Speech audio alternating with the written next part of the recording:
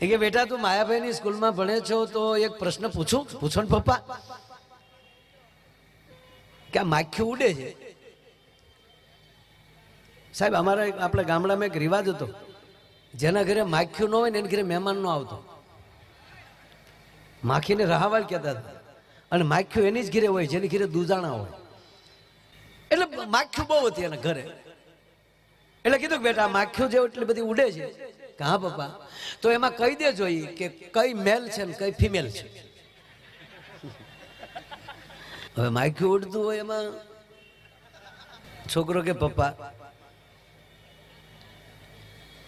આવો પ્રશ્ન તમારે મને પૂછાય આ તો હેલો પ્રશ્ન છે મારે એમ કે તમે ક્યાંક અઘરું પૂછશો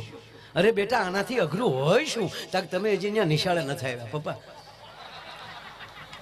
આ થોડું અઘરું કહેવાય આ તો હાવ હેલો પ્રશ્ન પૂછ્યો કે પણ જવાબ તો દઈ દે તાકે અરીસા પાસે ઉડે બધી માખ્યું ને આપણી માથે ઉડે માખા